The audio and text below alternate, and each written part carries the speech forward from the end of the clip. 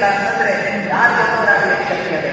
ಅದಕ್ಕೆ ನಾವು ಯಾರಿಗೆ ನಮಸ್ಕಾರ ಮಾಡ್ತಿಲ್ಲೋ ಗೊತ್ತಿಲ್ಲ, ದೇವಸ್ಥಾನಕ್ಕೆ ಹೋಗ್ತಿಲ್ಲೋ ಗೊತ್ತಿಲ್ಲ, ಚರ್ಚಿಗೆ ಹೋಗ್ತಿಲ್ಲೋ ಗೊತ್ತಿಲ್ಲ, ಮಸೀದಿಗೆ ಹೋಗ್ತಿಲ್ಲೋ ಗೊತ್ತಿಲ್ಲ. ಆದರೆ ಒಂದು ಮಾತ್ರ ಎಲ್ಲರ ಮನಸ್ಸಿನೊಳಗೆ ಬೇರೂರಬೇಕು, ಅಕ್ಷರ ಕಲಿಸಿದ ಗುರು ನಮ್ಮೆಲ್ಲರೂ ಭೇಟಿಯಾದಂದರೆ ಪಾದಕ್ಕೆ ನಮಸ್ಕಾರ ಮಾಡತಕ್ಕಂಥ ಸಂಸ್ಕಾರ ಯಾವ ವಿದ್ಯಾರ್ಥಿಗೆ ಬರ್ತದೆ ಅವತ್ತು ಆ ವಿದ್ಯಾರ್ಥಿಗಳು ಧನ್ಯ ಆಗ್ತದೆ.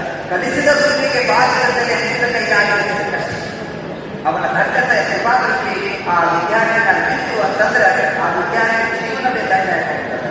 ಶಿಕ್ಷಕರ ಪಾತ್ರ ಮಾಡಿಕೊಳ್ಳೋದು ಈ ಸಮಾಜ. ಕಾರಣ ತನ್ನ ವೈಯಕ್ತಿಕ ಬದುಕನ್ನ ಬದುಕಿಟ್ಟು ತನ್ನ ಮಕ್ಕಳು, ತನ್ನ ಕುಟುಂಬ, ತನ್ನ ಸಂಸಾರ, ತನ್ನದೇ ಆಗಿರತಕ್ಕಂಥ ವೈಯಕ್ತಿಕ ಜೀವನವನ್ನು ತ್ಯಾಗ ಮಾಡಿ ಬೆಳಗಿನ ಜಾವ 9 ಗಂಟೆಗೆ ಸ್ಕೂಲಿಗೆ ಬಂದು ಸಾಯಂಕಾಲ 5:30 ಅಲ್ಲಿದ್ದು ಎಲ್ಲ ಮಕ್ಕಳಿಗೆ ತನ್ನ ಮಕ್ಕಳನ್ನು ತಿಳಿದು ತನ್ನ ಮಕ್ಕಳ ಒಳಗೆ ಯಾವ ಕೆಲಸದ ಆ ಶಿಕ್ಷಕ ಕಾಣುತ್ತಿದ್ದಾನೋ ಅದರಂತೆಯೇ ತನ್ನ ಪಾಠಶಾಲೆಯಲ್ಲಿರ್ತಕ್ಕಂಥ ನೂರಾರು ಮಕ್ಕಳ ಕೆಲಸನೂ ಆ ಶಿಕ್ಷಕ ಮಾಡಿದ್ದಾನಲ್ಲ. ಈತ ವಿಜ್ಞಾನಿ ಆಗ್ತಾನೆ, ಡಾಕ್ಟರ್ ಆಗ್ತಾನೆ, ಇಂಜಿನಿಯರ್ ಆಗ್ತಾನ, ಪ್ರಭಾವಶಾಲಿ ಪಂಡಿತನಾಗ್ತಾನ.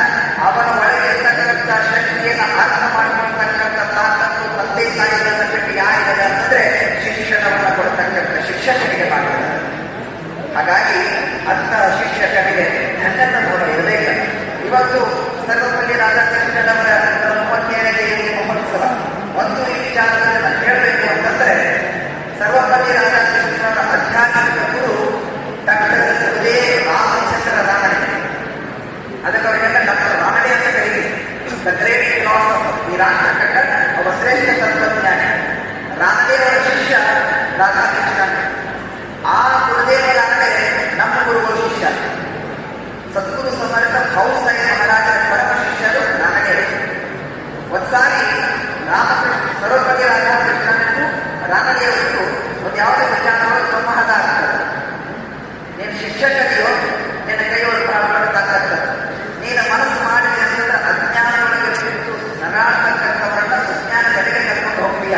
ನೀನು ಸಮಾಜದ ಕಟ್ಟ ಕಡೆಯ ವ್ಯಕ್ತಿಯ ಮಾತಿಗೊಳಗೂ ಹಸಿರಿನಲ್ಲಿರ್ತಕ್ಕಂಥ ನೀನೊಳಗದ. ಸೊ ನೀನು ಅದನ್ನು ಚೆನ್ನಾಗಿ ಗಳಿಸುವಂತದ್ದಾಗ ದೇಶದ 2ನೇ ರಾಷ್ಟ್ರಪತಿಗಳಾಗಿರ್ತಾರೆ. 2ನೇ ರಾಷ್ಟ್ರಪತಿಗಳಾದ ಬಳಿಕ ಗುರುಗಳ ದರ್ಶನಕ್ಕೆ ನಿಂಬಾಳ ಹೋಗಿರ್ತಾರೆ. ನಿಂಬಾಳಗಳು ರಾಷ್ಟ್ರಮ ವಿಜಯಪುರ ಡಿಸ್ಟಿಕ್. ನಿಂಬಾಳದ